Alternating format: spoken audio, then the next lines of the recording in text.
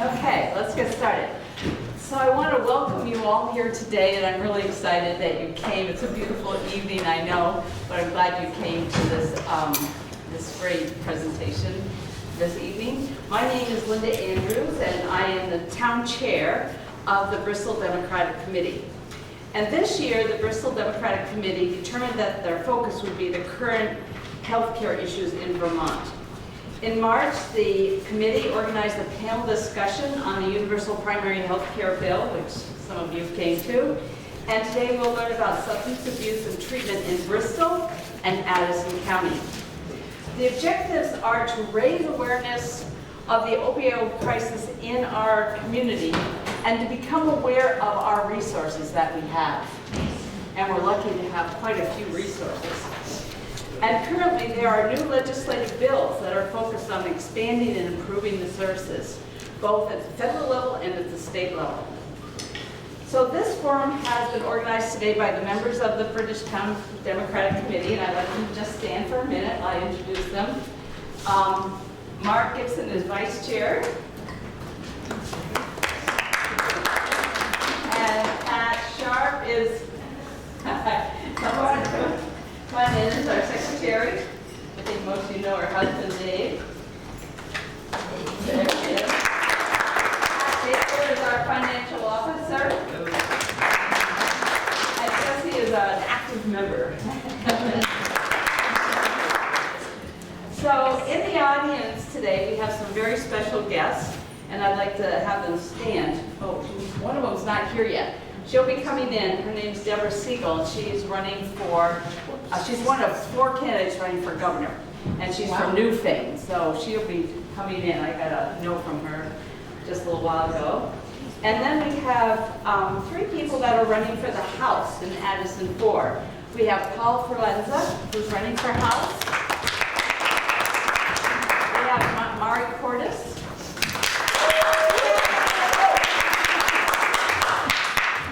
Caleb should be here. Caleb Elder is supposed to be here. He'll be coming. And these 3 people will be running for the House, and we only get to have 2 of them. They're all 3 are great. We only get to have 2 of them. We'll be voting for them in the primary, which is August 14th. And I just want you to know that on next Wednesday, the 3 of them will be a panel. Will say why they want to be the House rep. You can ask them questions so that you can do an informed vote in August. So I hope you all will come.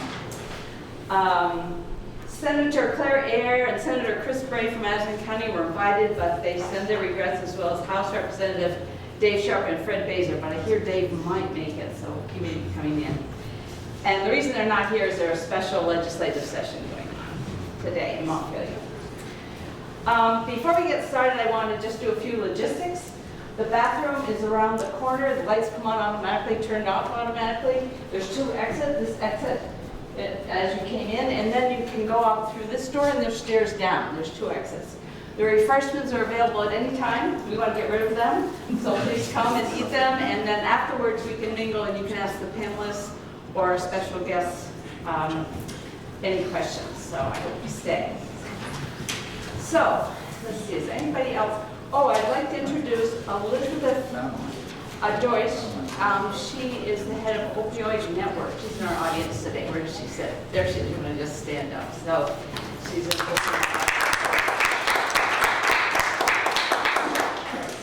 got everyone. All right. So I'd like to introduce all our guests tonight, and I think many of you got an agenda. There was an agenda out there that you can either share.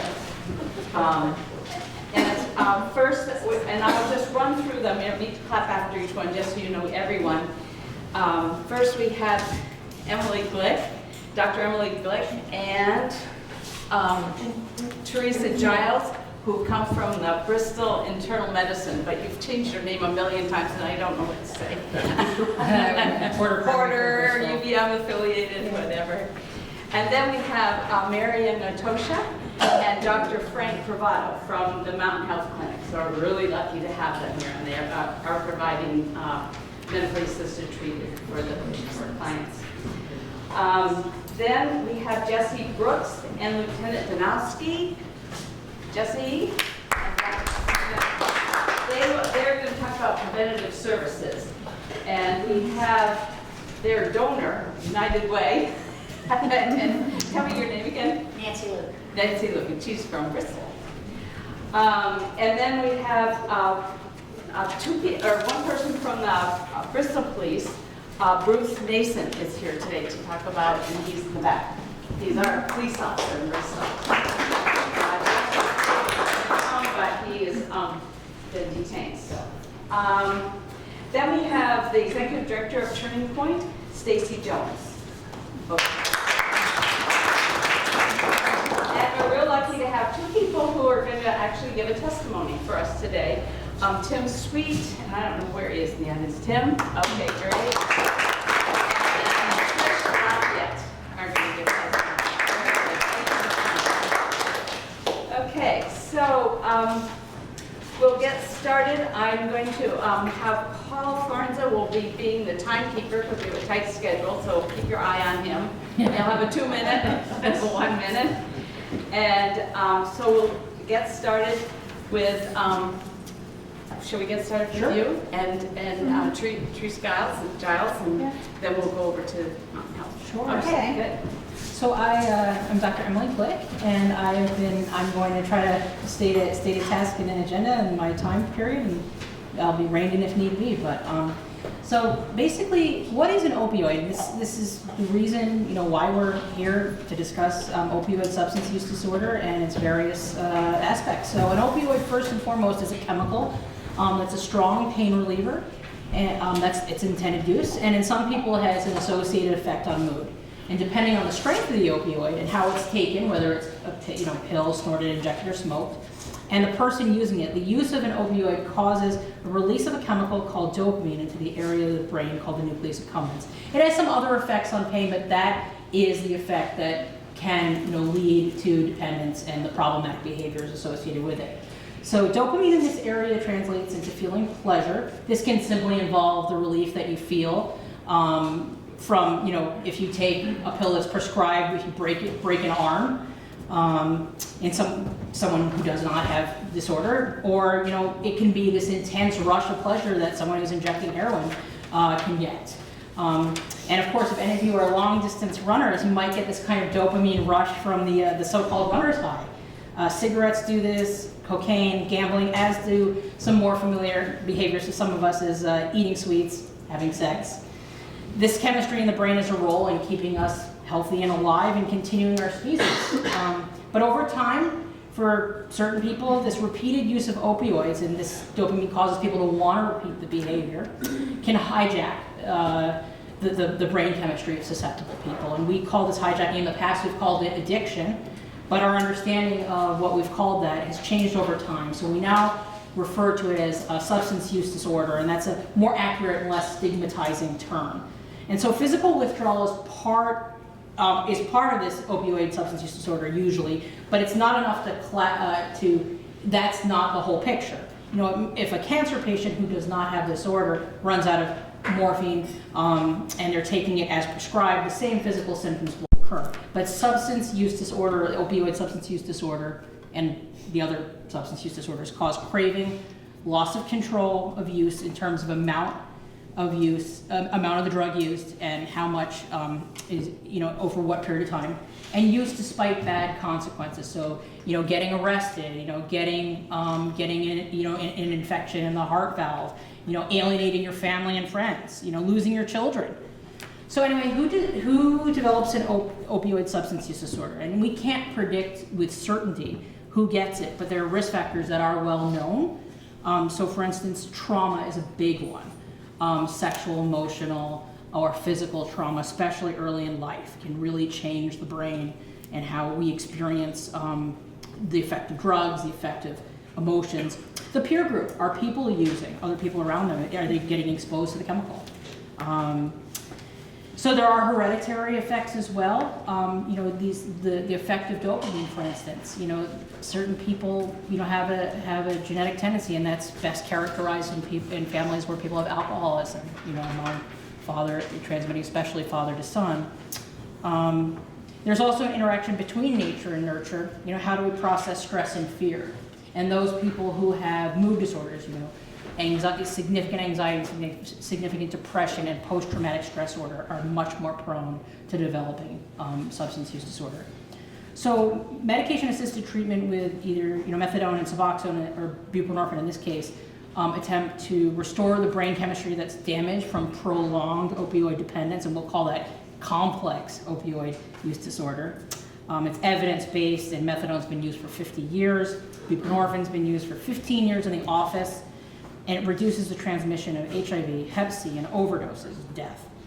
And so for me in particular, I began encountering patients who were struggling with opioids, and they come to it different ways. People have been on heroin, or have had problems with prescription drugs. Oxycodone is probably most notorious. When I first started practicing in 2012, and I had 3 people beg me for help at the time, and I had to send my first patients to Rutland. It was the middle of winter, and it was hard to get there.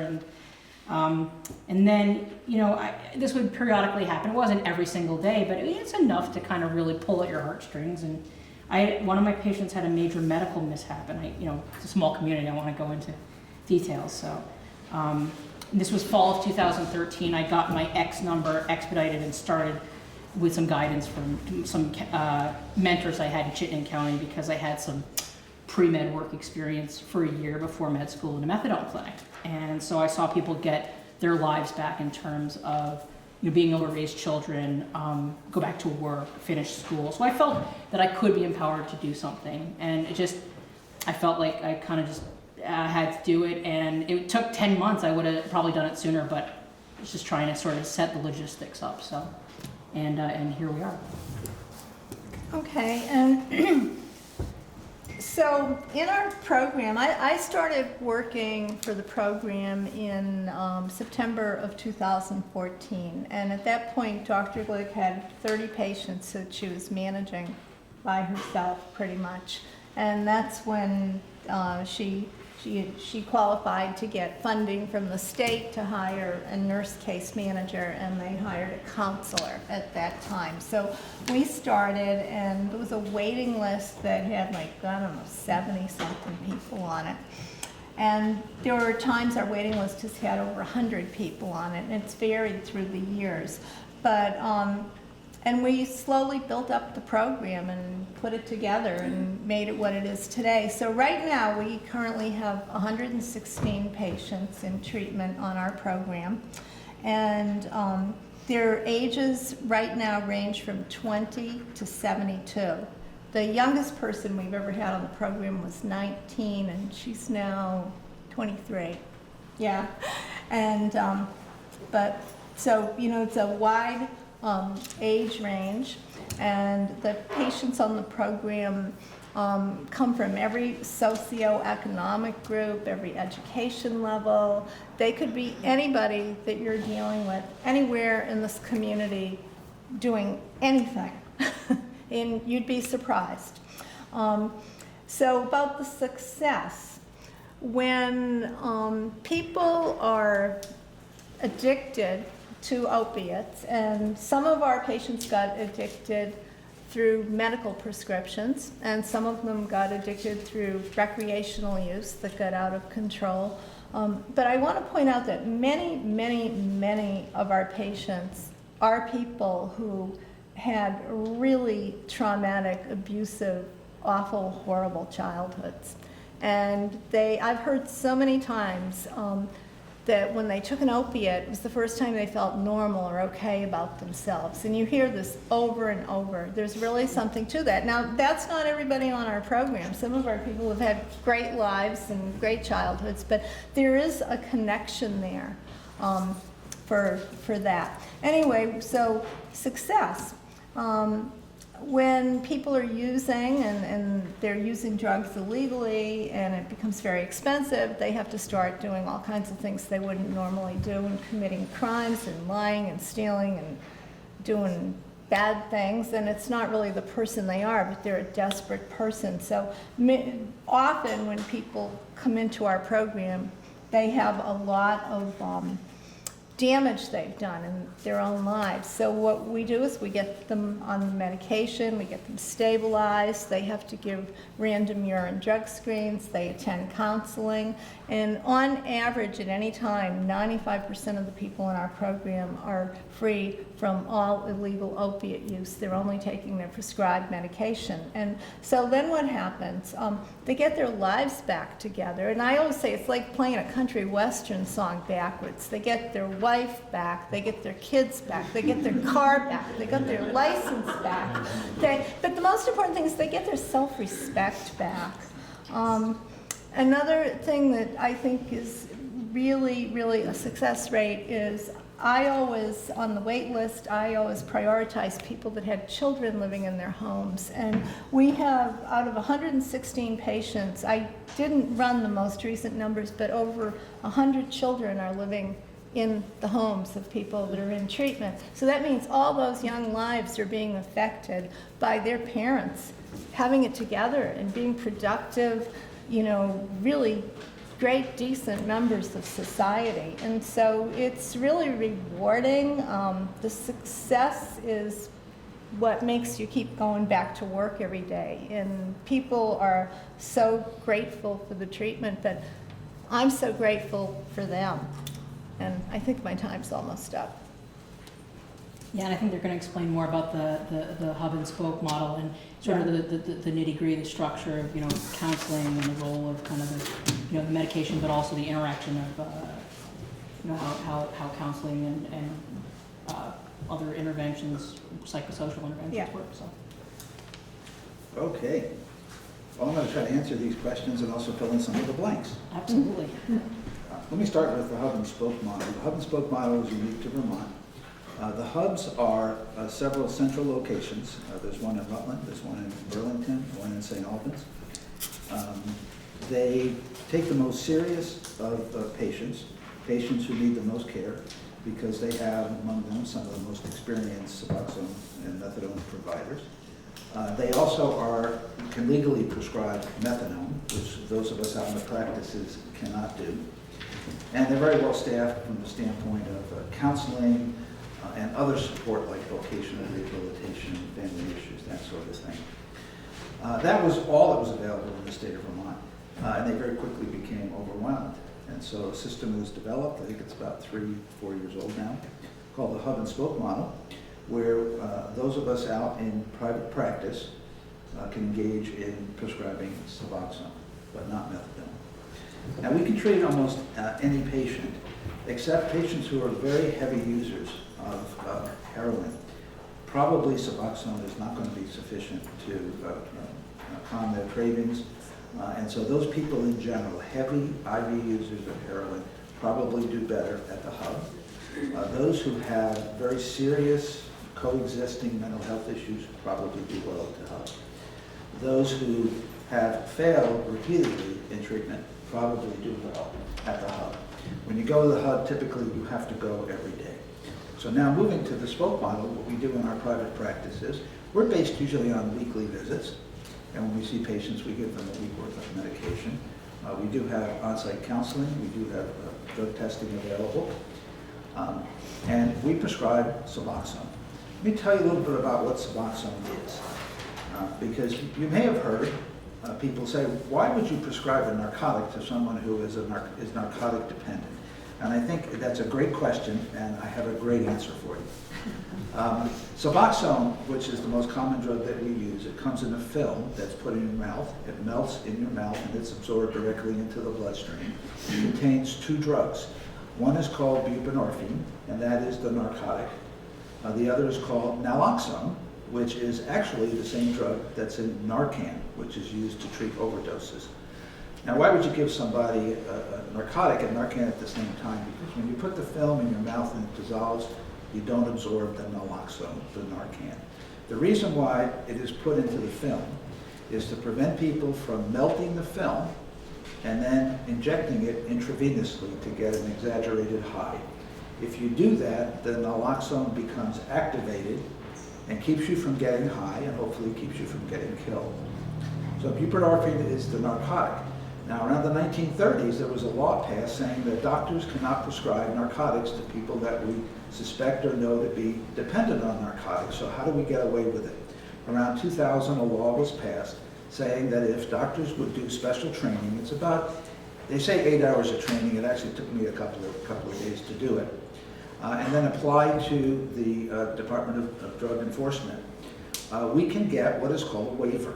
It's called a waiver because they waive prosecution of me for prescribing a narcotic to someone who is narcotic dependent. So if you hear the term waiver, that's what it applies to. So we prescribe this drug, Suboxone. Now, why would we prescribe a narcotic in the first place? First of all, buprenorphine, the narcotic, is much weaker than any of the really bad things that are out there. You don't get a rush the way you do with heroin. You don't get the rush you get with taking Percocets or Vicodins.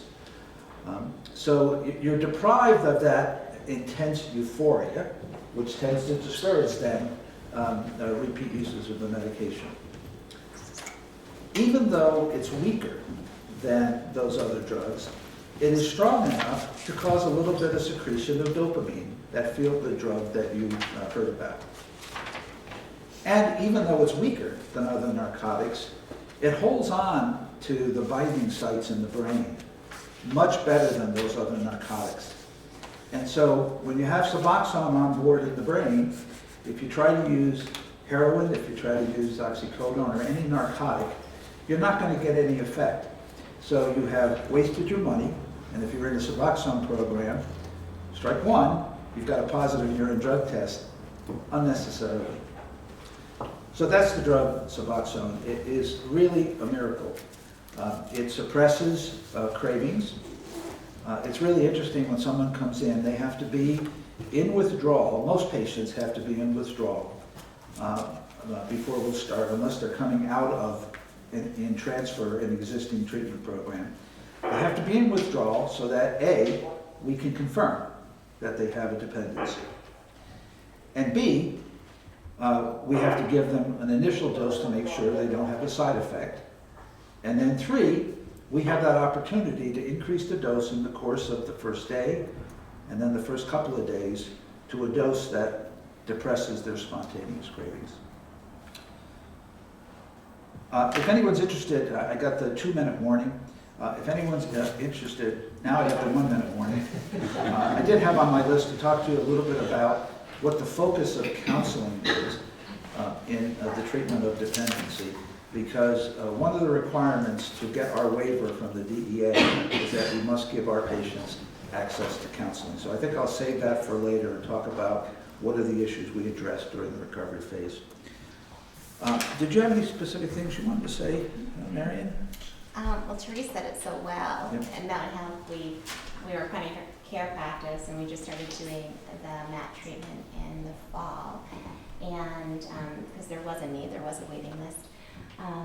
And so we're fairly new to the program, we're learning so much, but I think the one thing Therese said about the patients coming in, and I found that most are just so appreciative that we're there, that they're in a family practice where they don't feel a stigma attached to their care, where I can be rooming a baby and doing their vital signs and taking care of them, and then taking back one of my MAT patients and giving them the same attention and care.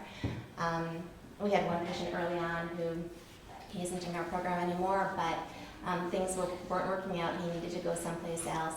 And he said, well, until that gets that set up, I know you can't prescribe anymore for me, but can I just come once a week still? And that means a lot. Mm-hmm. And I think it's really important work that's happening. We have about somewhere near 30 patients. We started last October. Last October, there were 2 providers in Addison County, Emily and Will Porter. Now you have 4 people who can prescribe, is that mm-hmm. correct? Mm-hmm. We have 3 now, including a new doctor who joined us, and it will be 4 when another doctor joins us in September. There was a waiting list. There is no longer a waiting list. Thanks to Yeah. you Yeah. folks. Yes. Yeah. Well, I think we Yeah. took care of the waiting list. Yeah. The waiting list was up to 80, but really turned out to be probably 40. Yeah. And most of those people have been taken care of. So Yeah. if you know anyone who needs our services, there is no waiting Treatment list. on demand. Give us a call. You can be in to see a provider. And depending on your circumstance, you can be started on Suboxone within a week. Yeah. And get your life back together. That's right. Well, thank you very much. And then we'll have questions and answers after we finish with all the panelists, so. Okay, I'd like to have the following come up, and I may need a couple more chairs. Would Jesse come up with Lieutenant Donowski? They'll be talking about prevention services. And if Bruce Mason would come up, our Bristol police officer, and Stacy Jones, who is the executive director for Turning Point. And then and the two people are going to give testimonies, Tim and Tim Sweet and Trish. Let's see it. You want to come up? Can we get a couple of chairs around?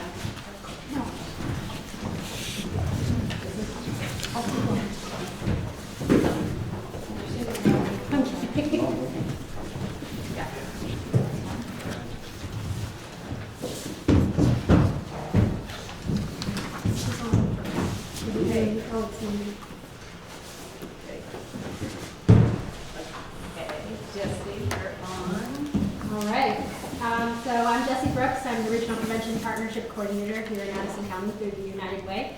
I'm also the co-creator and director of HELP, which stands for Heroin Epidemic Learning Program, which is a youth prevention program. It started here in Addison County last year. It was co-created by myself and a man by the name of Jeremy Holm, who's a TV and film actor who lives in Virginia. I'm gonna kind of breeze over it a little bit just because I feel like I've fully saturated this area with the HELP program fairly well, but if you want additional information, there's a lot on our website and you can always contact me at my business card. But essentially what we do is we bring in what we call volunteer experts, and we refer to them as volunteers because we do not compensate them for their time.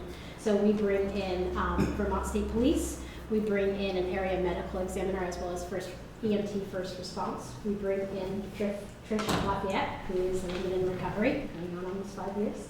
And I speak as a child who grew up with a parent that battled an opioid substance use disorder. And that's sort of really what I wanted to talk about a little bit, but I am excited that the panel before us mentioned youth because I go to a lot of meetings and a lot of trainings and a lot of conferences having a federal grant that's managed by the state. And prevention does not get mentioned as much as it should. And not in the sense that we don't have a steady funding stream, and I recognize that I may be shooting myself in the foot by saying that, but in the sense that the chatter just doesn't exist. And for myself that grew up with a mom that battled an opioid disorder, it's something that definitely needs to be on the forefront of the conversation, equally to the treatment and recovery conversation. Not to diminish that work because I support it within the grants that I manage. But I like I said, I was exposed to that at a fairly young age, 13. I watched my mom overdose multiple times. I walked in on her. I had to go to the hospital at Porter and say goodbye to her one day because they told me that she was not going to come out of it. I was pulled out of Mount Abraham High School, my brother and I, and we were told to go say goodbye to her mom.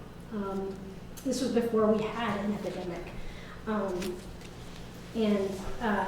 By the time I turned 18, in an effort to shift from that life, I applied for a credit card. I was unable to obtain a credit card because my credit was ruined. I didn't have no credit, I had bad credit. At 18 years old, I had thousands upon thousands of dollars worth of debt because my mother used my social security number for a bunch of utility bills and other things. And I paid all that back. I'm almost 34 years old and I wasn't able to get a car until I was 30 by myself, or a credit card. The cash that was in my pocket was literally the cash that I had to take care of myself and my children. Because of that lifestyle and those barriers, I also didn't get a higher education. I was really, really fortunate. I've been really fortunate that I had a good work ethic and that I got opportunities given to me by this community. And I think that's the point that I want to get to, and the point that one of the things that the HELP program really touches on is a sense of community. We bring in area partners such as law enforcement, and we connect youth with meaningful relationships, not just a mentor or not just a family member who might be struggling, but true valuable community partners and relationships that are also resources. So they have a friendly face in law enforcement or in EMT or in people in recovery, but they also get a sense of a valuable resource if they actually need additional assistance or support. So I think I pretty much touched on everything. I just want to say that, you know, the youth now that we have is who determines if we have an epidemic in 10 years. So it truly is a valuable investment, and prevention is cheap. Thank you. Sorry, Jeff. You got 1 minute, buddy. You're So gonna do you own that minute. I'm Jeff Donofsky. I'm a lieutenant with the state police, and I'm the station commander of the New Haven Barracks, which is responsible for all of Addison County. When I learned I was transferring to the New Haven Barracks out of headquarters, I had a lot of ideas and stuff that I wanted to do, strategic plan, community-based stuff. And very early in my first couple of weeks, I kept getting emails and phone calls from this young lady to my left, and she was very persistent, and I was just trying to get settled, but I gave her a call one day, and I met with her and Jeremy home, and I was overwhelmed with that they actually wanted to do something now to make a difference instead of waiting for government or whoever. And we met, we came up with a plan, and one of the things that I realized and my troopers realized is that we are not going to arrest our way out of this. We may be seen as the big bad enforcers. We're not. We can't do it alone. We have to have a three-pronged approach with education and prevention, enforcement, and treatment and recovery. And I realize that, and that's what I tell the people that work for me.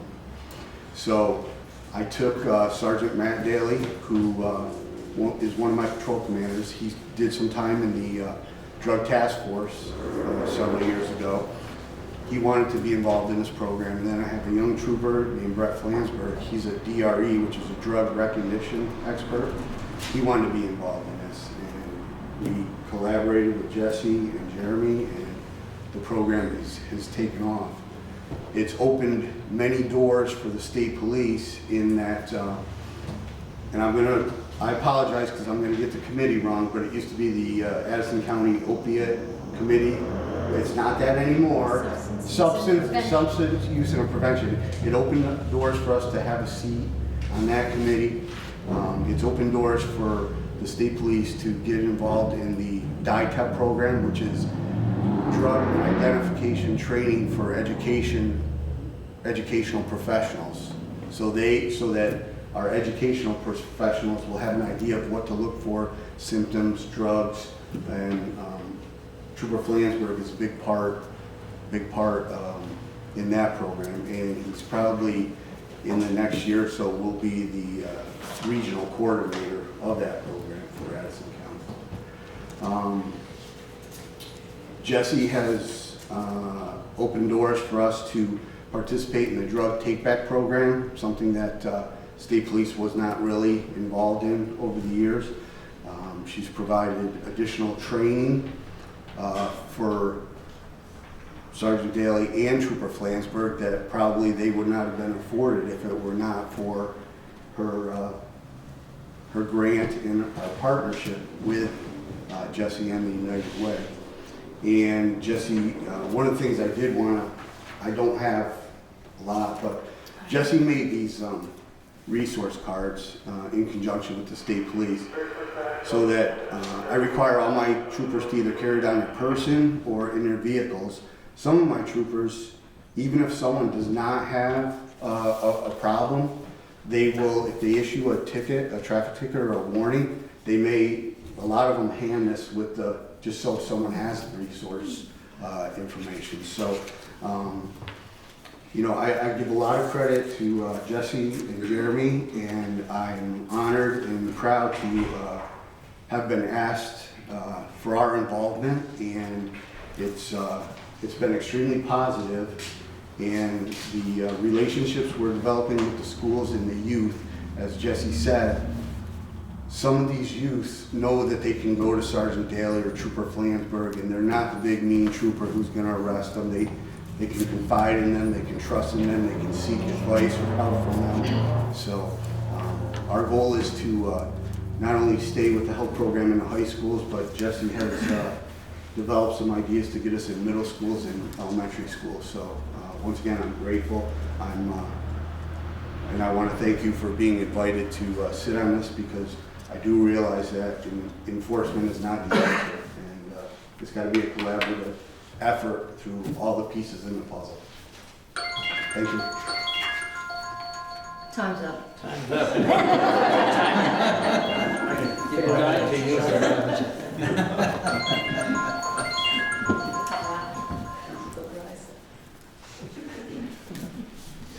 I'm Bruce Nason. I'm with the Bristol Police Department, currently lieutenant.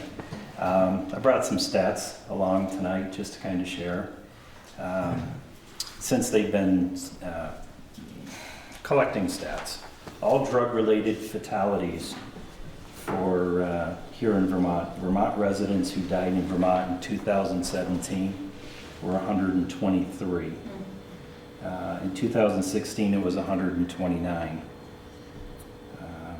There were some Vermont residents who died outside of the state. In 2017, there was one. In 2016, there was 3. It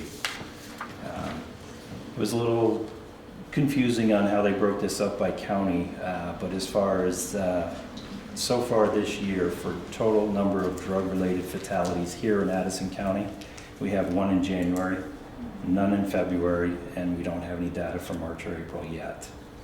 But some of the key points that related to the drug fatalities. In 2017, drug-related fatality data show a 6% decrease in the number of all drugs related to deaths among Vermont residents. It went from 132 to 124. The data for opioid-specific fatalities appears to show we're beginning to bend the curve on the upward spiral of opioid-related fatalities. Among all the drug-related fatalities, those involving fentanyl have increased by more than a third. It went from 49 deaths in 2016 to 67 deaths in 2017. And fentanyl is involved in more than half of all drug-related fatalities. The number of fatalities involving fentanyl has more than doubled since 2015. At the same time, the proportion of drug-related deaths involving a prescription opioid has remained the same, about 31%, while fatalities involving heroin decreased slightly but still account for about a third of drug-related deaths. Drug-related fatalities involving cocaine nearly doubled in the past year, went from 22 in 2016 to 37 in 2017. Cocaine is now present in nearly 1/3 of all drug-related deaths.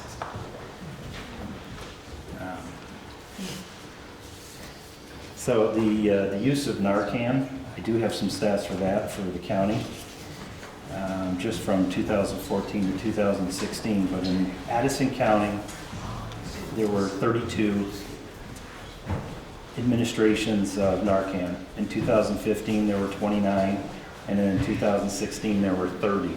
And one of the things that they've noticed over the last couple of years is the increase in multiple dosage. Before it was taking 1 dose to revive somebody, now they're having to do multiple doses.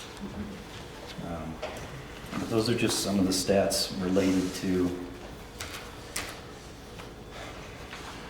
drug-related fatalities.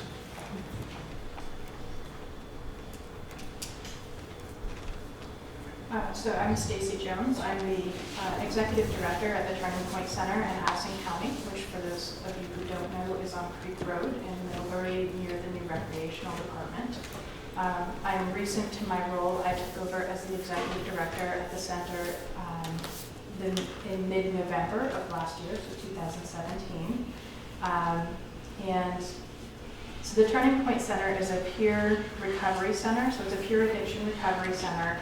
And what that means for our community is that it's a place where people who are seeking recovery or who are in recovery can come for resources, referral services, and peer support. So peer support meetings, and to also volunteer and give back to the community. You heard some of the doctors and the nurses talking about how people who come into treatment or who come into recovery are really especially grateful to be able to get their lives back. And sometimes one of the steps that happens before they can go out and be productive members of society in a paid position is that they have to reestablish work habits. So we offer opportunities for folks to come in and volunteer and participate in building that structure in their life. Which is great for us because we only have 1 1/3 paid staff people. And so we operate almost entirely on volunteer service. The Turning Point Center is a community center. It's a drop-in center where people can come and be safe, by which I mean it's an environment where they're not going to encounter other individuals under the influence of substances. Folks can come in and participate in peer recovery meetings. And so that looks a lot of different ways. It can look like traditional 12-step meetings. Folks aren't familiar with that. You may be more familiar with the terminology of Alcoholics Anonymous or Narcotics Anonymous, Overeaters Anonymous, things of that nature. We also offer other peer recovery meetings, Smart Recovery, All Recovery. We have a Buddhist-based practice recovery meeting happening called Refuge Recovery. So there's a lot of different opportunities for different kinds of peer recovery meetings. So bringing together other people who are experiencing similar struggles, similar challenges, and similar successes to share that. We work collaboratively with as many organizations as will work with us. So we work really closely with United Way, thank you. Jeff mentioned the Addison County Committee on Substance Use Disorder and Prevention, which used to be the Opioid Council.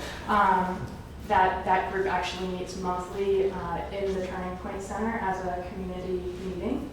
So that brings folks in. We also work very closely with Bristol Internal Medicine and also now with Mountain Health, making referrals whenever appropriate. We've had actually a long-standing collaborative relationship with Bristol Internal Medicine, where we refer folks, and they refer folks back to us. I know that Emily mentioned really quickly, and Frank also, the importance of counseling for patients who are in medication-assisted treatment. One of the things that we're really good at the Turning Point Center is offering peer support, which is different than counseling, but that ability to talk to somebody who really understands in a really very non-judgmental way is powerful, and it's critical to people relearning how to communicate effectively and how to experience emotion in a safe way. Let's see. I have a 1-minute warning, so I have to talk really fast. Not really sure where else I want to go. Because I'm new to my role and because I have just taken this over, we're sort of learning what our new place is in the community. I've tried to take the center in some different directions and really being able to expand into the community in terms of outreach and making sure that we're reaching all of the communities that we need to. So looking at the youth community, looking at the elderly community, looking at isolated populations, things of that nature. So always looking for volunteers, always looking for people coming in and getting information and spreading that information. And my shameless plug is we're also always looking for board members. My name is Trish Lafayette. I'm in recovery. I have been in recovery for going on 5 years in December. One of the ways that I stay in recovery is speaking out in the community and helping in the way that I can. So my story started later in life with the gastric bypass surgery. I ended up getting addicted to prescription opiates through that surgery, overusing during the surgery. I was obviously obese and overweight, which came along with some mental health problems. And so the prescription medication obviously fixed all those problems while I took them, right? And so I got addicted to them. And then over a period of time, I was able to go to my doctor at the time and get other pain medication as I lied and asked for it, and just got more prescription pain medication. And then I realized that I wanted to change, and I went to that doctor and we made a plan to be done with it, but then I began street buying. It doesn't take long to street buy. It didn't take me very long at all to be connected with somebody who hooked me up with street drugs. So at the time I lived right in Middlebury. It was very easy to find. It's right here in our community. So I used off and on for a couple of years, and then my street person that I was buying from said there's no more prescription perks to buy, so she asked if I wanted to go to heroin, and of course what were my choices at that point, so I said yes. And to make my story a little bit shorter, I used heroin for 4 weeks, and I had a baby and a 3-year-old at the time, and I didn't want that life. So I luckily had a very supportive family. I went to my family helped me right away. My doctor helped me right away. I went to counseling, the Addison County Counseling Service helped me right away. So I went into detox that night and spent 5 days in detox, waited 2 more weeks for treatment, and then ended up going to the Maple Leaf Center. That was in 2014. And since then I've been able to abstain from using street drugs. I've been able to stay in recovery. I accessed a lot of local services such as Turning Point Center, such as CSAC. I also accessed medication-assisted treatment, which did help me. It does help me. It helps from my cravings, a lot of things that the doctors were speaking about. I can attest to that. I don't get high from it. I didn't abuse it, as long as it's used on the strict program where you have to get accountable and you have to get counseling and you're doing it the right way. It was very effective for me. So I just wanted to come and speak to you guys and let you see that I am a normal community person, and it's helpful for me to help you guys understand where we come from and how it gets started. And as Jesse said, I volunteer for the HELP program. I'm back volunteering at the Turning Point Center. I took a little bit of a break. In 2016, I had a tractor accident where I got ran over by a tractor and broke both of my feet.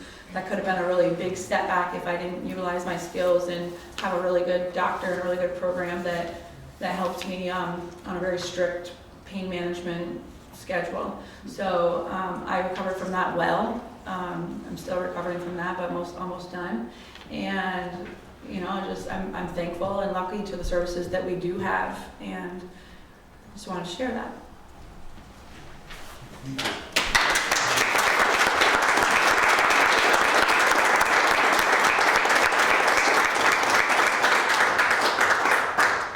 My name is Tim Sweet. I've been a resident of Vermont for about 6 years.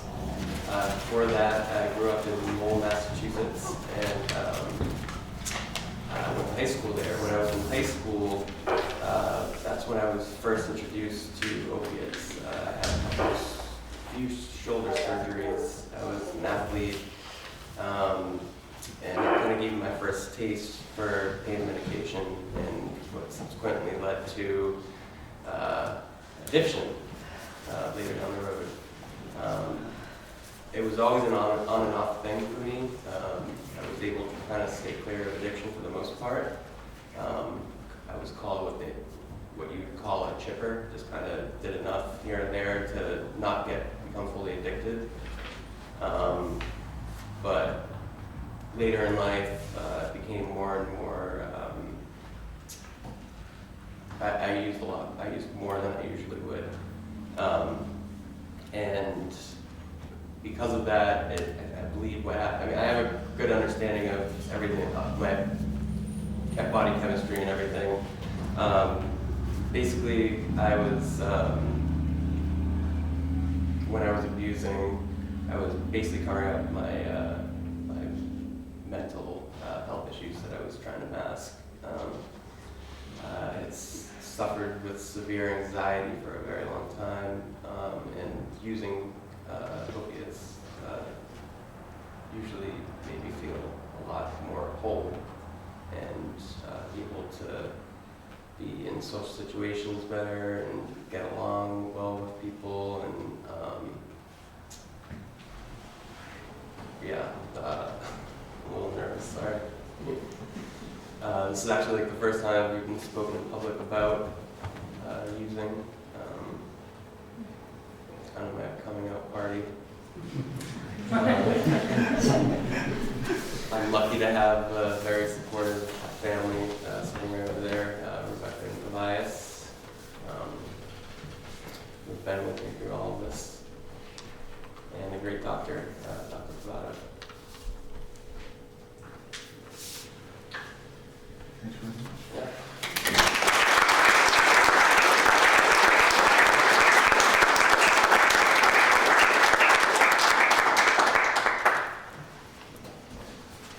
Well, thank you very much for all this information. And so now we can open up for questions and have any answers you want. Start? Yes, Mari.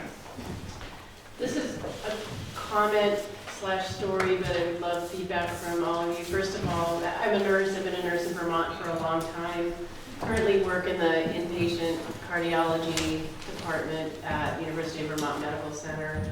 And over the last few years, we have seen a large increase in the numbers of people requiring long-term antibiotic treatment who have been using with unclean needles and getting infections on their heart valves, serious infections in their heart valves.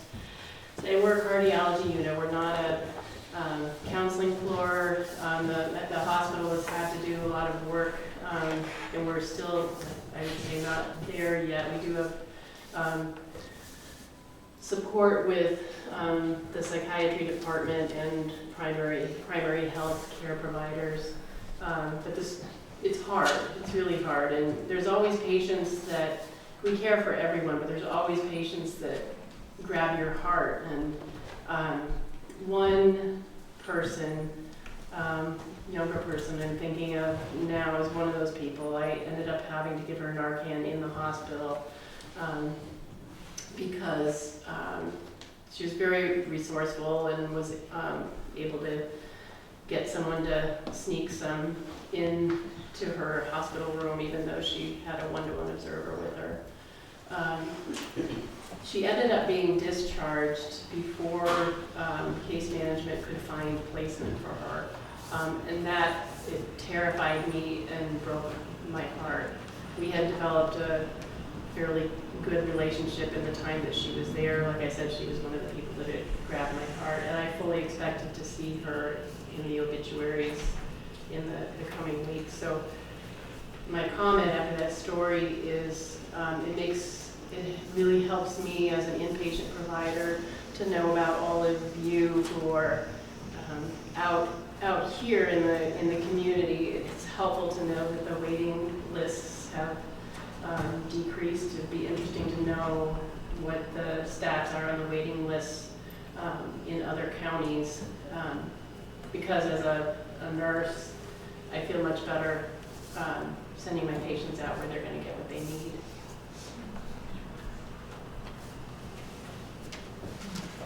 I have a question. You kind of was saying that you have to sometimes use double the Narcan that more recently than you've had to in the past, and I was wondering, is that because of the concentration of the drug, or is that because of tolerance developed or something else?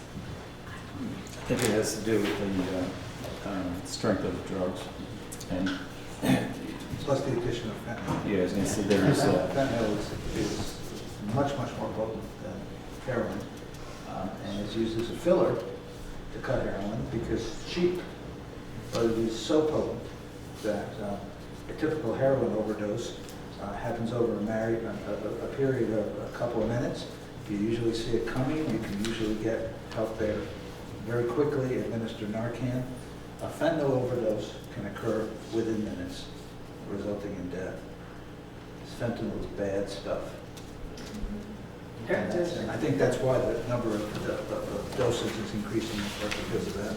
Can everybody hear Dr. Votto on that, the fentanyl? Did everyone hear? Pat, did you hear what I got there? Okay. And there are types of fentanyl that, I mean, it's meant to be dosed for, veterinary purposes, like for elephants and whatnot, like that's one of the actual intended uses. And then there's, people make more and more, people in labs will make more molecules. There's one molecule, I don't understand why anyone would make this, that's actually resistant to Narcan. It's called acrylfentanyl. Like, Narcan won't work on it. Thank goodness we haven't seen it, but it's still, that's what's really driving the death rate up. And it's these clandestine laboratories that I think are, for the most part, I would say that I have in one or two situations for people who, either coming into me or they relapsed, like, and they thought they were using heroin, it was 100% fentanyl. It was no heroin at all in the urine. Yeah, it's showing up in their urine. So it's just being packaged and sold as heroin, but it's not heroin one iota. And in addition to the heroin being cut with the fentanyl, we're also seeing an increase of the cocaine being cut with the fentanyl, which is why we're seeing that increase in cocaine-related deaths that we haven't seen in the past. And it is alleged, although I've never seen it Can you proven. stand up? Sure. It is alleged, but I can't say I've personally seen it proven, although I have a couple of patients that claim it, that marijuana is being dusted with fentanyl, heroin, and cocaine. And I've had at least 2 or 3 instances in which reliable patients think that's how they got it in their systems. It will appear in the urine. Not dangerous because it is a very high dose, but for those people who smoke marijuana don't know where it is coming from. We do not exclude patients because they smoke marijuana. We don't either. There's no evidence that marijuana in conjunction with Suboxone is at all lethal. What's lethal with Suboxone is alcohol, benzodiazepine tranquilizers, and other opiates. Right. So we have tolerated marijuana, but we warn our patients that a positive drug test is a positive drug test regardless of where it comes from. But they should not be driving on. Absolutely. Yes, that's the other thing. I mean, we basically tell our patients that they're going to smoke marijuana, it better be a bedtime thing. Correct.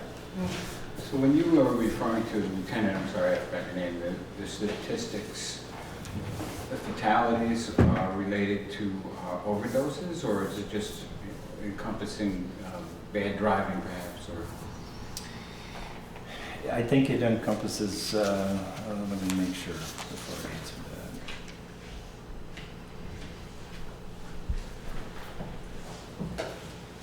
that. It's mine, if I may. No, please do. It's my understanding that death resulting from motor vehicle collisions with people under the influence of either alcohol or drugs are recorded separately and not in not in the the Vermont Department of Health and the Vermont Intelligence Center or Information Center statistics where most of these stats came from. Thank you. I might have missed something because I came in late, but I'm a licensed clinical social worker in Middlebury, and I have a private practice, and I've had several addicts for clients, not a lot, but maybe 4 or 5 in the 6 years that I've been in Middlebury, and they don't stick. They don't stick, and I feel really. I mean, I feel like I don't have a hard time keeping patients usually, but and some of them come for a month or a month and a half or something, and then they just don't come back. And I feel really isolated in that practice, with addicts because I am. So my guess, what I was thinking as everyone was speaking, was about how many therapists there are in private practice and everywhere around here and how many of them are connected how to any of these programs. I mean, you know, I know CSAC is there, but several people came to me, they didn't want to go to CSAC. I mean, people do all the time come to me and say they don't want to go there. Or, you know, I have somebody now who needs to see a psychiatrist, but CSAC won't see them unless they have a therapist there, which means they have to stop seeing me, and I've been seeing them for months. So, it's not an addict, but an abuser. So, I guess what I'm trying to ask is, how I haven't heard anything about how private practitioners can fit into the programs or vice versa. I mean, it's kind of hard because private practice is such an isolated thing anyway, but. Let me tackle that because it gives me an opportunity to talk about what I couldn't talk about earlier because I ran out of time. And that is, what is counseling as part of medication-assisted treatment? Counseling takes lots of forms, okay? There's drug counseling, there's other counseling, psychological counseling, vocational counseling, rehabilitation counseling. The imperative for folks who are on Suboxone is drug counseling. Now, what we focus on in drug counseling are 5 or 6 issues. But I'll say right up front that many patients who are dependent upon drugs do have coexisting mental health conditions, anxiety, depression, PTSD, history of abuse, and they may need more than just drug counseling. They may need individual psychotherapy. And I think depending on the qualifications of the therapist, we try to make sure that they're seeing the appropriate personnel. We have some access to licensed alcohol and drug counselors, but in some instances, many of our patients don't need a psychotherapy, they just need drug counseling, but others need psychotherapy. So it really depends on your interests and your training as to what you want to do. But in terms of the counseling that we do for patients in our program, now where's the counseling done? It's done when Therese sees the patient, when Marion sees the patient, Emily, myself, we all do counseling to a certain extent. And then we may refer people beyond that to individual drug counseling or group drug counseling. I come from the era of Alcoholics Anonymous 40 years ago, and I still think it's the gold standard for the management of substance abuse disorder. It is the most successful program, the lowest recidivism rate of any for alcoholism. So I am a very big proponent of the group model for substance use disorder. And we have groups that some of us run in our practices, we have groups that are done at Turning Point, we have groups that are done at CSAC, so we use all of those resources. But drug counseling, the first thing we want to do is we want Can I just say something right there, because it probably would fit there the best, is that I don't see abusers unless I know that they're hooked up to AA or another program where they have some other kind of outside support.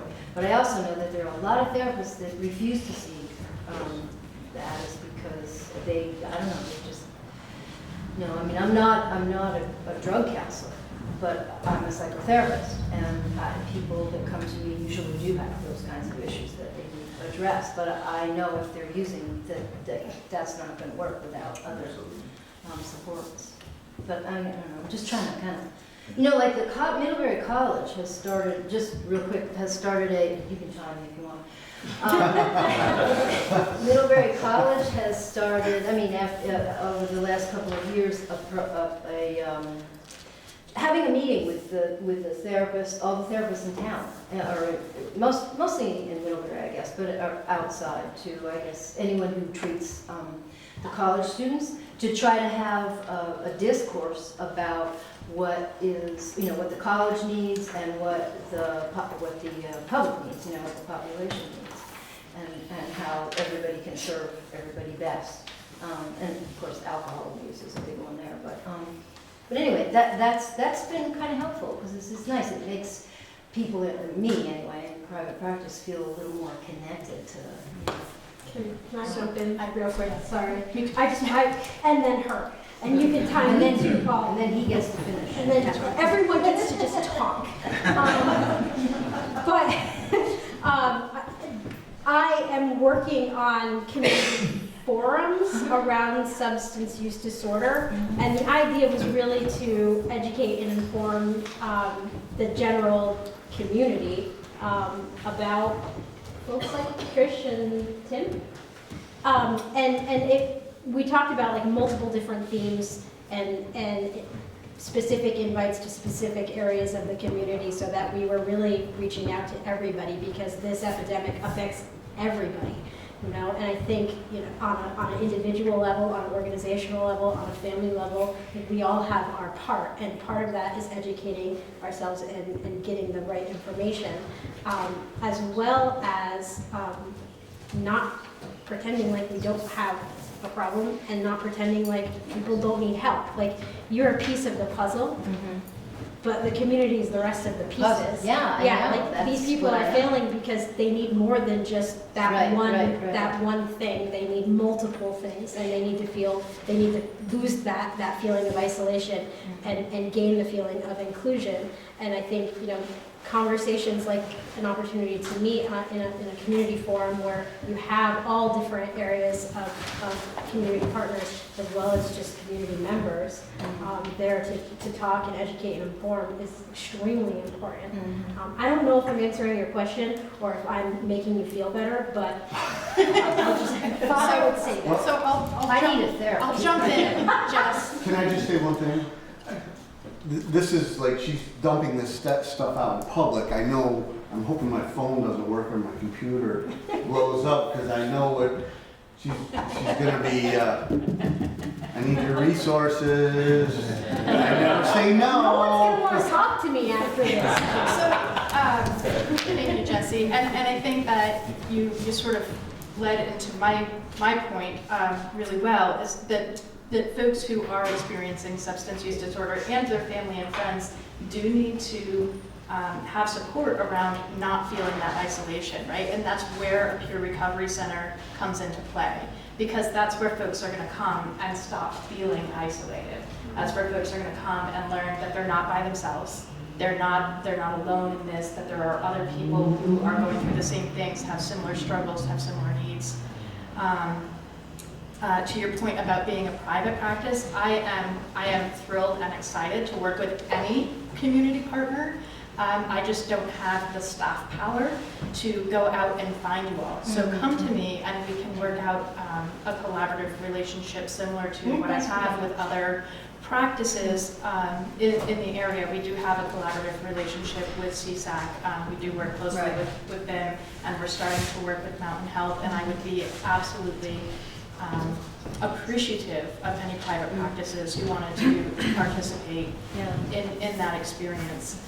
The thing is connecting with the confidentiality issues. If the patient comes and tells me they're involved in Mountain Health and they have housing issues that they're being addressed and going to AA and all that, I don't know if that's true or not. And I guess I could get a release and talk to all those people, but it's just kind of hard to. I can answer something about that. Because several of our patients see private counselors, and what we do is we just get a release of information on both ends, and then you can check with us, we can check with you to see if they've been attending at whatever frequency you've agreed on. And if somebody is hesitant to give you a release, then they're not being straightforward. Yeah, anybody who's being straightforward will just go, oh yeah. Yeah. Well, I get releases from lots of people for things, but I didn't. Yeah, that's a good. I mean, it didn't for some reason.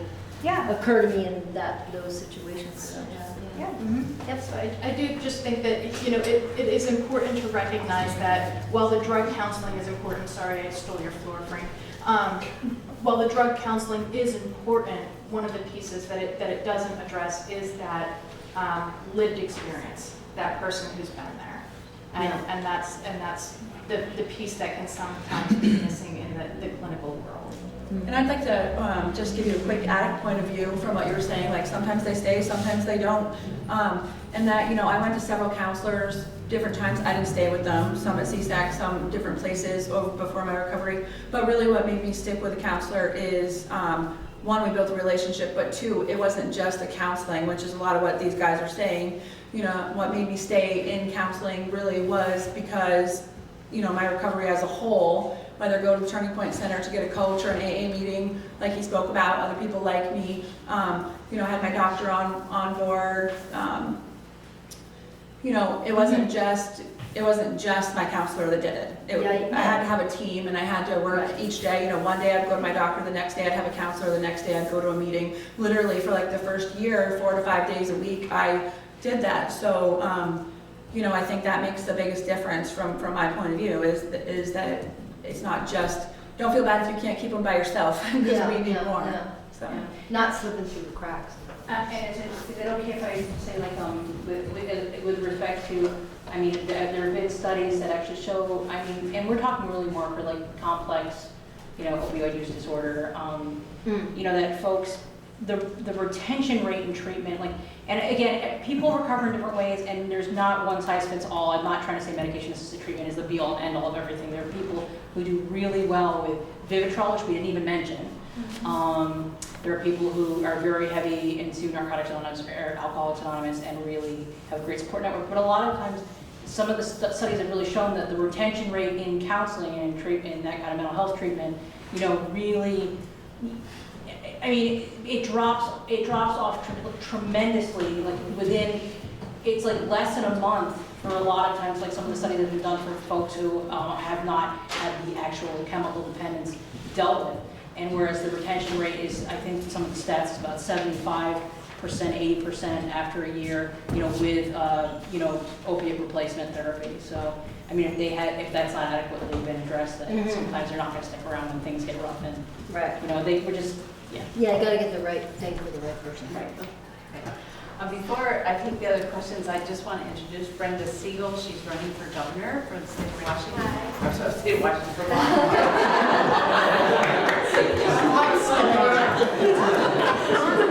And she has also a story, a very personal story she'd like to share. Brenda? You want me to come up there so we can hear that?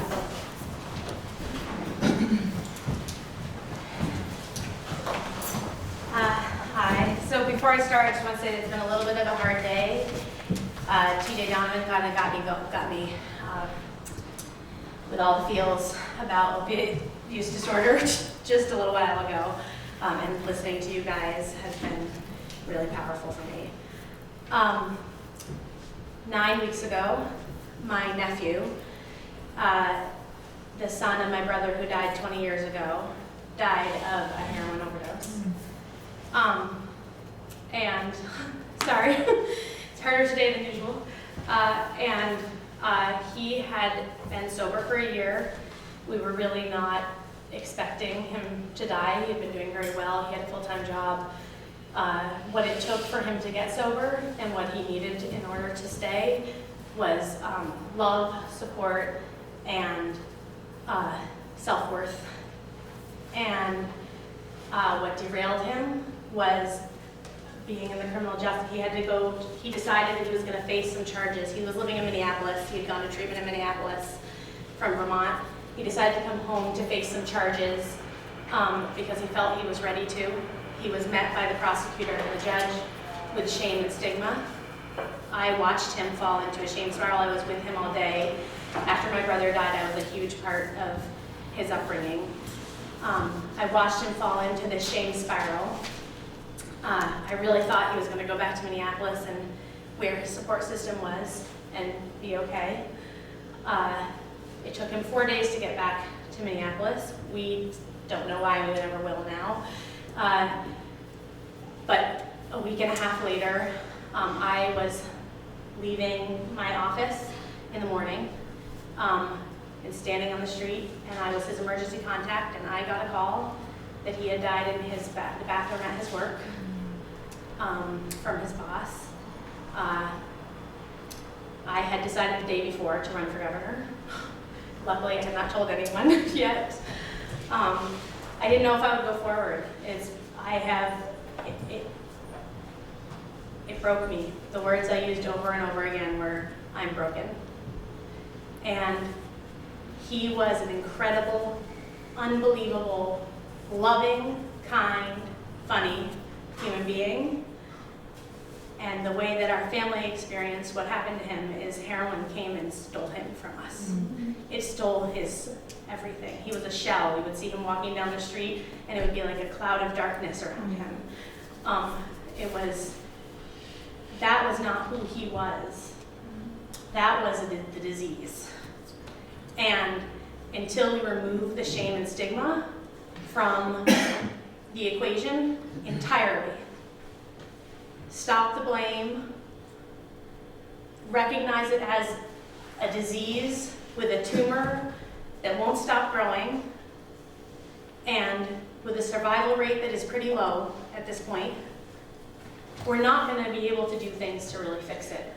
We're not going to be able to really feel comfortable with harm reduction, because we'd have to reduce stigma and shame to feel comfortable with harm reduction, which is, I think, really important. And we're not going to be able to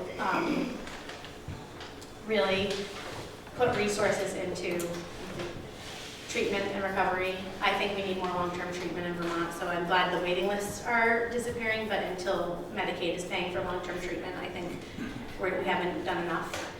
And also dual diagnosis support. My nephew was bipolar. My brother was also bipolar. He did not suffer from opiate use disorder, but he did die using heroin. My nephew, according to him, tried heroin to connect with what his dad was doing when he died. I don't know if that's true, and again, I never will. But that's what he told me at one point. So my son will show up in a minute because I need to ride back to Brattleboro because I've been getting driven around the state. But he lost someone that felt like his brother. My nephew's mom, who I had to tell, lost her son. My family didn't go to work for 6 weeks. And we are vastly changed as a family, having a multi-generational loss of this magnitude. And I am so appreciative of this. Thank you for inviting me. I'm sorry, I'm less, normally I'm more gung-ho, but TJ Donovan was talking about this disease, and I really, the first time since I've been campaigning that I really had trouble holding it together. And then listening to your stories. And I really thought when I was campaigning I would be telling his success story, and I instead have to tell what went wrong. And so when I see you guys survive and are doing it, are doing the work, I think that's really just so beautiful, and I need to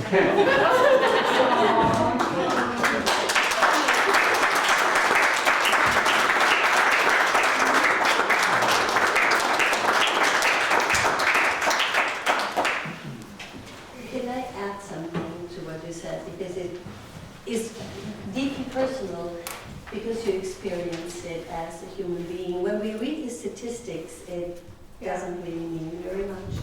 And I have to applaud Jessie and her whole group and Bob Donis and United Way for bringing the topic into the schools. And recently we did an event here in Bristol with Moncton and surrounding schools. And an author came who has written a book, Kate Messner. She lives right on the other side of the lake. And she had a personal experience in a neighborhood by a young woman who slipped into heroin. You know, she was the star of the school and all that. And for Kate to bring this story to school children who now feel empathetic, and they also are able to talk about it and know that it affects all of us in whatever way, in concentric circles, is really the way to go. And Jessie, I have to applaud you for the work you do, you know, in Canada.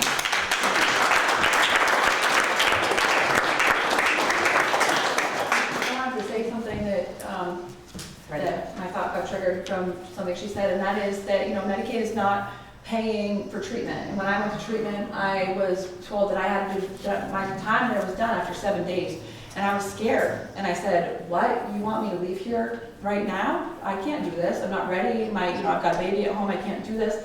And they said, well, then we have to ask for a variance. So I asked for a variance and got 14 days. Same thing at 14 days. 14 days is not good enough. I was able to get to 21 days, but that's the most that they would give me. And I talked to a lot of addicts today who their parents will say, well, they've been twice, they've been 2 or 3 times, rehab's not gonna work for them. And I tell them, she has to speak up. She's gotta say, well, she's not that kind of person, she's not gonna speak up. I will speak up. And do you know how many addicts go into rehab and they can't speak up because they're already, beaten down and struggling enough? And so that is a huge problem that, rehab is 21 days. That's not enough. We need more. Yeah, I've heard that it takes on average 9 times in treatment. That was the number that I've heard recently. Right, and I will say, just anecdotally, it's not just Medicaid that's not paying. Right. It's insurance across the board that is not paying for, it's not paying for treatment that is sustainable, that is providing sustainable effectiveness. We know in the field of recovery that it takes 7 to 14 days just to get through the detox period and start feeling feelings. And what's happening right now with the way that the insurance system is structured is that people at their most vulnerable emotional state are then being told, okay, you're done now, and it's time to go out and figure out how to do this. I think the shorter rehab stays, it is driven, financially in some respects, I think, but part of it assumes a functional link between inpatient to outpatient treatment that is not really there. So to be honest, the inpatient treatment is effective when there is a really good, strong relationship to outpatient, whether it be, intensive outpatient treatment or medication-assisted treatment, or, really linked into social supports to, the recovery centers. But it's not a strong link. There's not a strong link with the correction centers. It's probably better in Vermont than it is in other states, to be honest, too. But I think maybe we're better in a position, and I think Mari kind of woke us up. We're like, whoa, wait a minute. We're here sitting on our laurels. We're really happy about not having a wait list. And it's like, well, gee, there are other people in the state, maybe there are other people in New York State that need help. Maybe we need to put ourselves out there and be like, hey, we're here. Maybe we need to just make that link stronger. Thank you, so you don't have to stand up. Thank you for sharing, and we may have questions for you. Yeah, that's okay. Great. I have a burning question right here from Phoebe. This isn't really a question, this is a comment. First of all, I want to thank the panelists and thank people for their honesty and really heartfelt experiences, and thank you so much for coming. Before you got up, what I wanted to say, and I'm still going to say it, is that I wonder how many people in this room have had addiction touch their families. It has touched my family very, very deeply. It's touched my family very deeply. I experienced a family member going through recovery, and it is one of the most, I don't want to say it was helpless during that time, but as a community, we can sometimes feel really helpless. What can we do? And I'm going to put a pitch out there right now that one of the ways that as community members we can contribute, and this is what I chose to do to give back because of what recovery did for my family member, is the Turning Point Center is an awesome organization. I happen to be on the board of the Turning Point Center, and we need board members. And so I'm putting that pitch out there tonight that there are a lot of people in this room. I'm wondering if you're scratching your head and saying, gosh, what can I do? That is something that you can do to help in our community, is to serve on a board for such an awesome organization. Hi. I also just want to say that I've always kind of been this way, but definitely my nephew made me be even more this way. I think that it makes all the difference in the world.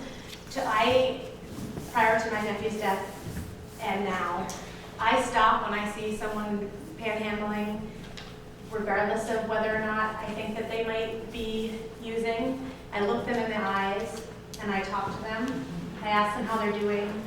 I make sure that they know that I think that they're human and that they are worth something. Regardless of whether or not I'm going to give them money, that's really beside the point. I make sure so that's another thing we can do to give back. We can make sure that these people know that we think that they're worth getting better. I have some other burning questions. Thank you. Yes. My name is Elizabeth Deutsch. I'm one of the original founders of the National Opioid Network.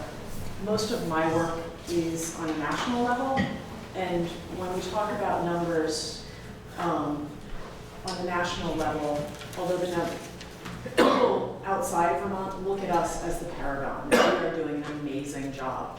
Places like West Virginia and New York and Oklahoma are really struggling with this in a way that I sit and listen to in these meetings and think, oh wow, I thought we had it bad. To give you an idea of the scope that we're talking about, 24% more women overdosed between 2016 and 2017 than did the year before. 30% more men.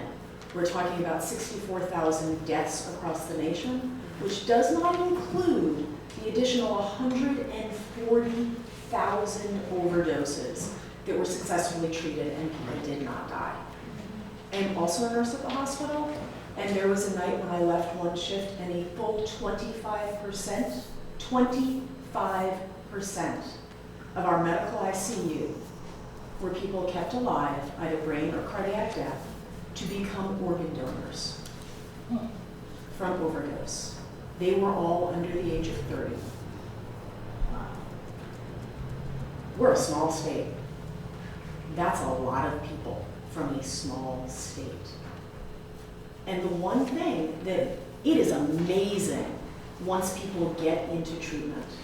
And medical, like the fact that we don't have any waiting lists for medically assisted treatment is incredible in this county. But getting people into treatment takes a lot of higher level executive functioning that most people who are in the depths of a disease like that do not have. Think about your most stressed out time where you are the busiest you've ever been in your life and everything is falling apart. And now fill out forms in triplicate. Now negotiate with an insurance company. And you're impaired. These are not executive level functioning that people in the depths of a disease like that can do. We provide all kinds of services to people who have cancer, to people who have emphysema, who smoked their way into their disease. And we don't stigmatize them, and we don't hold them accountable, and when they come into the hospital, we don't give them a hard time. We treat them. We don't be like, you smoked your way into this. Whereas there is a tremendous amount of stigma from just about every facet that an addict deals with, just getting to treatment, just getting to not being dead. We are the 5th highest state for children being removed from their parents. The 5th. We only have 623,000 people who live in this state. We're number 5. Our statistics are not great. And yet nationally, like Vox and Vice and Politico are writing articles about the great work we're doing because it is that much worse in other communities. But we still have a long way to go. And getting people into treatment is difficult. And so here's my plug for harm reduction. We need safe consumption sites. People who utilize safe consumption sites around the world are 35% more likely to get into treatment. Dead addicts don't recover. That's all it is. Dead addicts don't recover. They need to be able to go and use until they're ready to stop using. At which point, they have a community that they have made medical professionals, that they have made connections with, that they trust, that they have an understanding with. And then they can move on to the next step. 35% chance that they're going to do that, which is much better than the success rate for most other form, like when you treat this disease in other ways. And until we remove the stigma from harm reduction and safe consumption sites, we're never going to get there. Places like Vancouver have been doing it since 2003. There is zero evidence in Canada and Europe that these consumption sites increase crime. Zero, zero, zero, zero.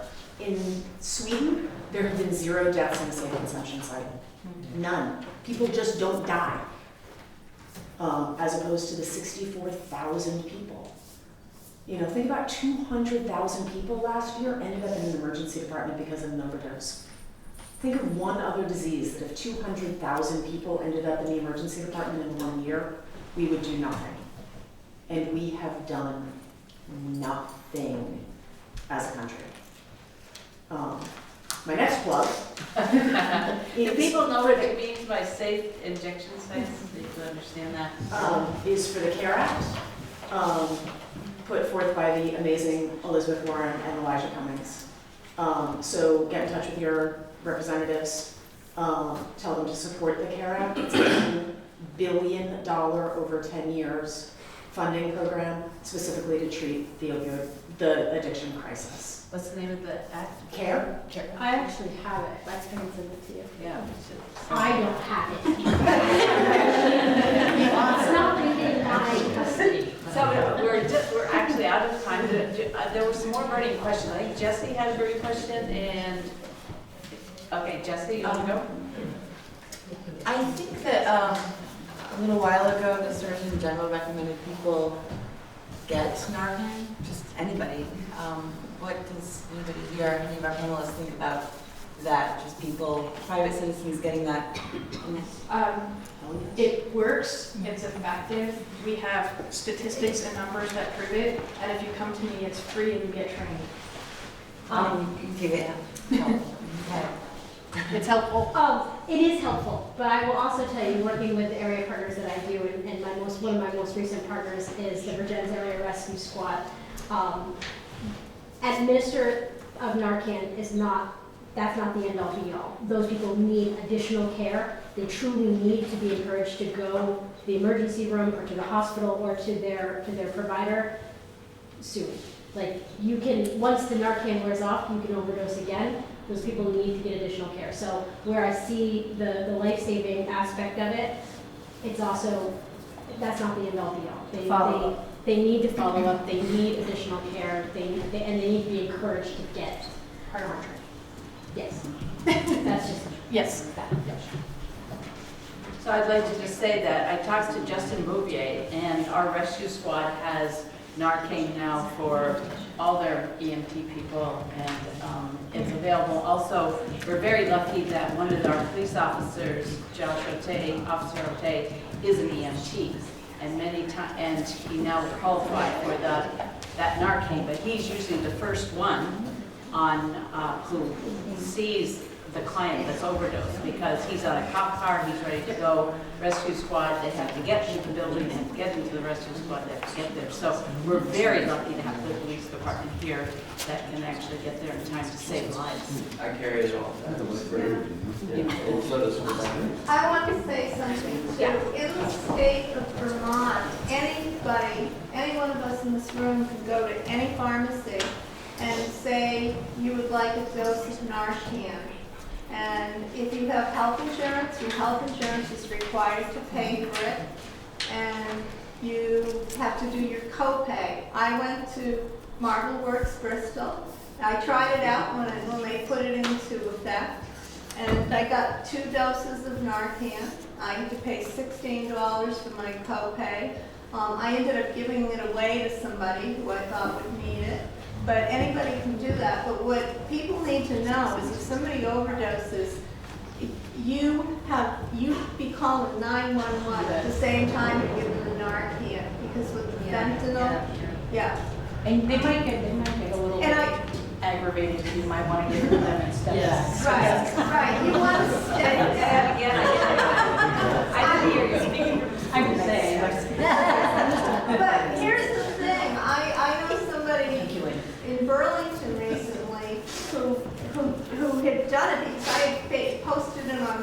Facebook telling everybody you should get Narcan and just carry it. And I've gotten it 3 times now, and I've given 2 sets of it away. Now I have my 3rd one. I've never used it myself on the street. And but somebody overdosed in a parking lot of a grocery store up in Burlington, and my friend had Narcan and realized what was happening and gave it while somebody was calling, and they saved somebody's life. And that's another question. Do people generally know how to recognize an overdose? Good call. Very good question.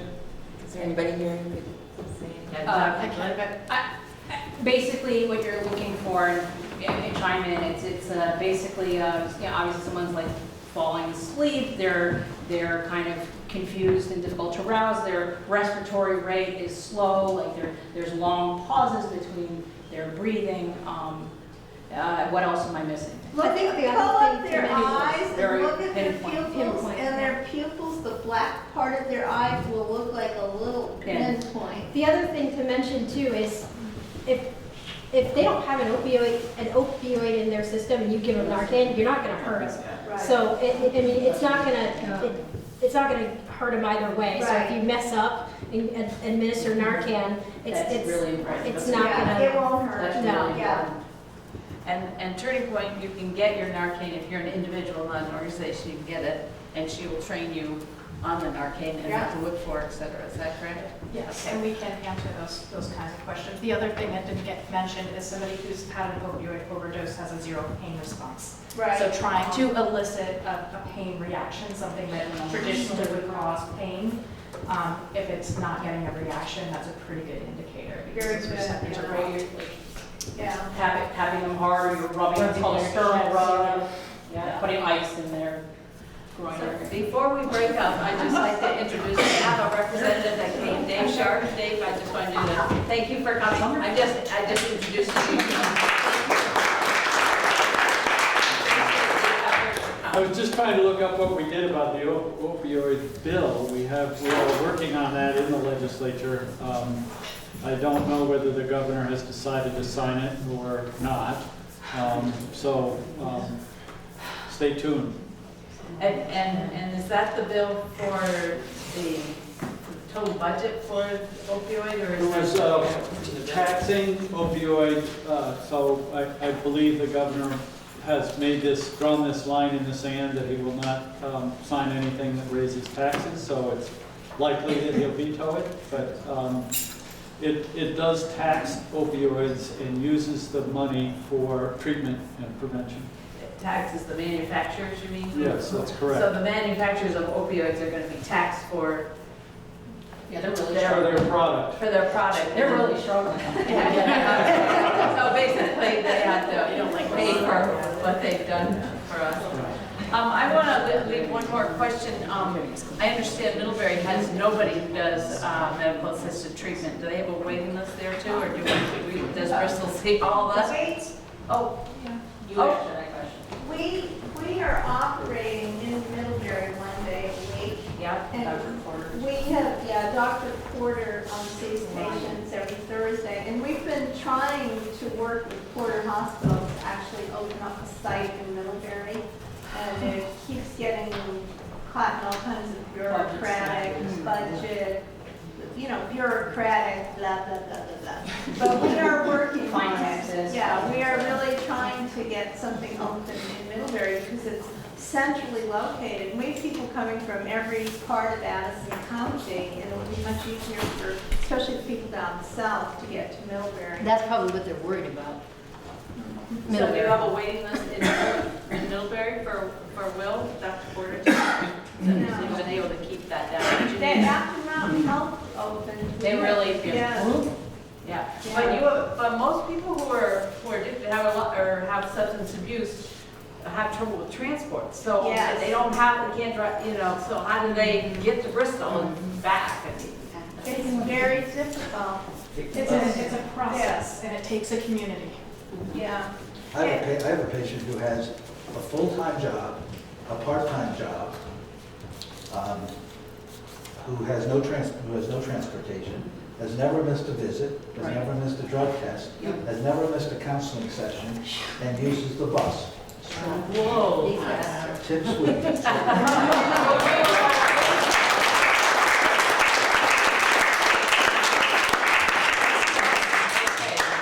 Okay, Just to follow up on that, I had a conversation with an actor who runs the bus, and they transport about 40 people every day, either to Rutland or to Burlington, to one of the hubs. So they are available, and you can call them and they'll come pick you up. Quick question about the hubs for anybody that has the information. What about the Northeast Kingdom? They have, It's part of the John Brooklyn show. It's Newport and the Bard Clinic and St. John's. Okay. yeah. Okay, well, thank you all for coming. I think we've all learned a lot. I mean, I think we all had